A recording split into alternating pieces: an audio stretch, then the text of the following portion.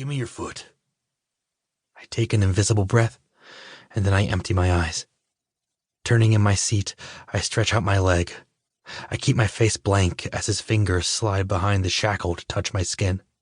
He takes the key ring from his pocket, shuffles through the many keys, and unlocks the cuff.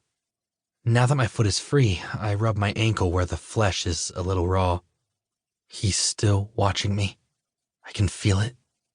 So I sneak in a hidden breath, fill my face with gratitude, and say, "Thank you." 1. Slow down. I let out an aggravated huff and check my speedometer. I'm not going that fast, and even if I were, in what world is it even remotely okay for Lex to order me around in my own car? Deciding not to answer, I slant a smile at Bria, who's euphoric in the bucket seat beside me, like we're on our way to a party instead of the first day of junior year. She crosses her long legs, her brown hair cascading over her shoulders as she adjusts the black-framed glasses she wears purely for aesthetic purposes. She likes to do this thing where she rips the glasses off her face and stuns you with her beauty. It's funny, because there isn't much of a difference. But either way, she's striking, like an all-American girl at a photo shoot. "Aren't you excited?" she says. Luke sticks his wild blonde head in between us. "I'm excited." "We can tell," I say, teasing. "You're wearing your best Star Wars shirt and everything." He nods cheerfully, then returns to his position of cuddling Lex in the back seat. "Can you believe it, Say?" Bria clutches my arm. "We're finally eligible for court." "Court?"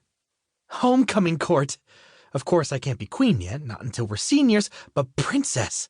"You're already a princess," I tell her, and she flutters her long lashes, the ones she had installed last week, strand by perfect strand.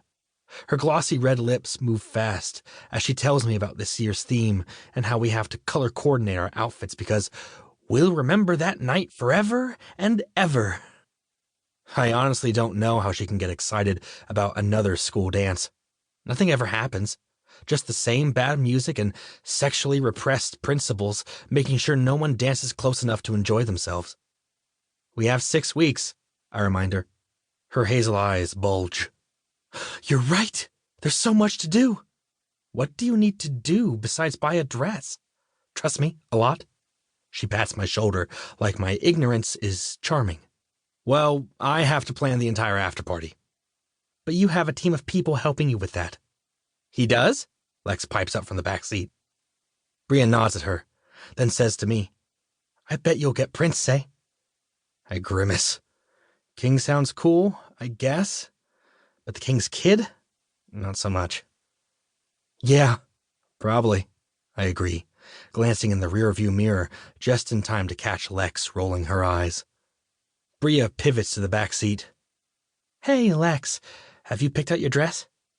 "I'm not sure I have a date yet," Lex answers, and right on cue, Luke assures her that she most definitely has a date, but he has to figure out how to ask her in the most perfect way. Another glance to the mirror, and I catch the pair of them smiling into each other's eyes like it's going to be their wedding day. "What about you?" Bria curls her fingers over my thigh. "Are you going to ask me in a romantic way?" Before I have to answer that, Lex says, "We're going to get pulled over if you don't slow down." "Say?"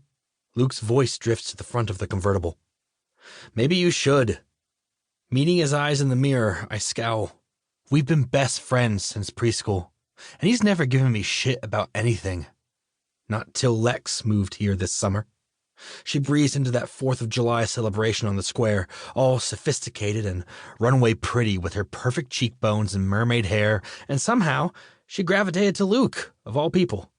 And it's cool that he has a girlfriend. Seriously, good for him. But I don't know why it has to be a girl who's constantly giving me death glares. "It's fine," I snap. "We're not going to get pulled over." And that's when I hear the shriek of a siren. "Oh my God, I told you!" Lex is clearly about to lose it, and Luke starts murmuring that everything's going to be okay as I pull onto the shoulder. With a bored sigh, Bria checks her cell phone. "I hope this doesn't make us late. I have a student government meeting before..."